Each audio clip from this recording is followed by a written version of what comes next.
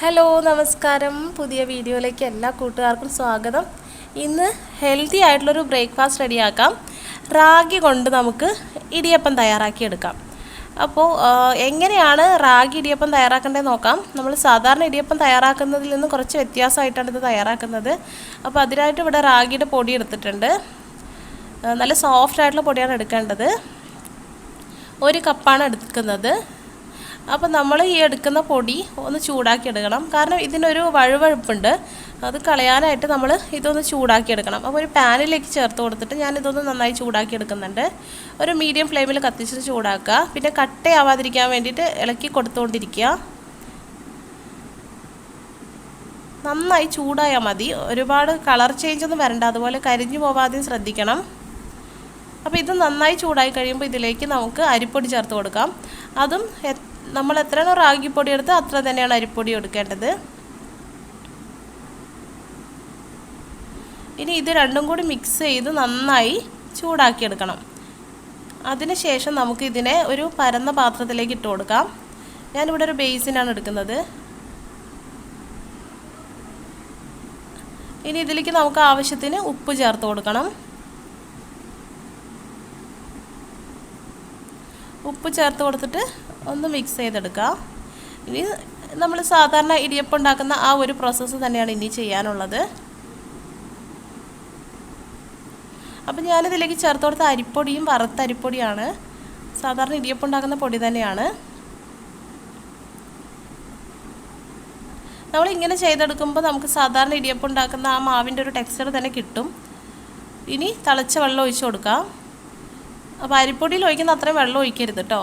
അരിപ്പൊടിയിൽ വെള്ളം എന്ന് വെച്ചാൽ നമ്മൾ ഒഴിച്ചാൽ പിന്നെയും കുറവാണെന്ന് തോന്നിയിട്ട് നമുക്ക് വീണ്ടും ഒഴിക്കേണ്ടി വരും. ഇത് അങ്ങനെ ചിന്തിച്ച് വെള്ളം ഒഴിക്കരുത്. കുറച്ചായി ഒഴിച്ചു കൊടുത്ത് മിക്സ് ചെയ്ത് വേണം ഒഴിക്കാൻ. പെട്ടെന്ന് വെള്ളം കൂടി പോയാൽ നമുക്ക് വെള്ളം കൂടി കറക്റ്റായിട്ടുള്ളൊരു മാവ് കിട്ടില്ല. അപ്പോൾ ചൂടുവെള്ളം ഒഴിച്ചൊന്ന് മാറ്റി വയ്ക്കണം. അതിനുശേഷം നമുക്ക് ഒന്ന് കൈ തൊടാവുന്ന ചൂടിലെടുത്തിട്ട് കുഴച്ചെടുക്കാം. അപ്പോൾ അതേ ഒന്ന് ചൂടാറിയിട്ടുണ്ട്. ഇനി കൈ കൊണ്ട് ഞാൻ നന്നായി കുഴച്ചെടുക്കുന്നുണ്ട്. അപ്പോൾ ഈസി ആയിട്ട് കുഴച്ചെടുക്കാൻ പറ്റുന്നുണ്ട്. കറക്റ്റാണ് വെള്ളമൊക്കെ.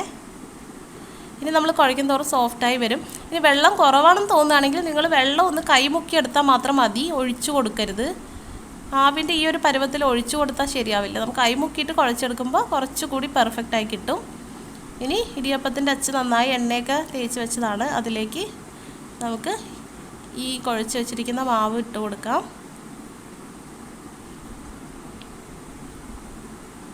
സാധാരണ ഇടിയപ്പത്തേക്കാളും സോഫ്റ്റാണിത്. ഇനി നമുക്ക് ഇഡ്ഡലി തട്ടിലേക്ക് ഇത് അമർത്തി പിഴിഞ്ഞു കൊടുക്കാം. തേങ്ങയൊക്കെ ചേർത്തിട്ട് ഉണ്ടാക്കുക. അപ്പോൾ ഞാൻ തേങ്ങയൊക്കെ ചേർത്ത് കൊടുത്തിട്ടുണ്ട്. എണ്ണയൊക്കെ പുരട്ടി തേങ്ങയൊക്കെ ചേർത്ത് കൊടുത്താണ്. ഒരുപാട് കട്ടിയിലൊന്നും ഉണ്ടാക്കരുത്.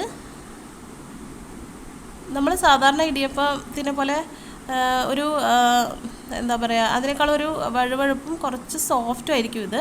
വഴുവഴുപ്പെന്ന് പറയുമ്പോൾ അധികമൊന്നുമില്ല. അതുകൊണ്ട് തന്നെ നമ്മൾ ഈ ഇങ്ങനെ അമർത്തി പിഴിഞ്ഞു കൊടുക്കുന്ന സമയത്ത് മുകളിൽ കൂടുതൽ കട്ടിയായിട്ട് കൊടുക്കരുത്, ഒന്ന് പരത്തിയിട്ട് ഇട്ട് കൊടുക്കുക. ഇല്ലെങ്കിൽ അട പോലെ ആയിപ്പോകും. അപ്പോൾ അതേ നമ്മുടെ റെഡിയാക്കി കഴിഞ്ഞു ഇടിയപ്പം. ഇനി ആവി കയറ്റി വേവിച്ചെടുക്കാം ഒരു 15 മിനിറ്റ് നേരം. അപ്പോൾ വേവിച്ച് കഴിഞ്ഞപ്പോൾ കുറച്ചും കൂടി ബ്രൈറ്റായിട്ടുള്ള കളർ വന്നിട്ടുണ്ട്. ശരിക്കും ചോക്ലേറ്റ് കളർ വന്നിട്ടുണ്ട്. ചോക്ലേറ്റ് ഇടിയപ്പം എന്നാണ് കുട്ടികൾ പറയുക.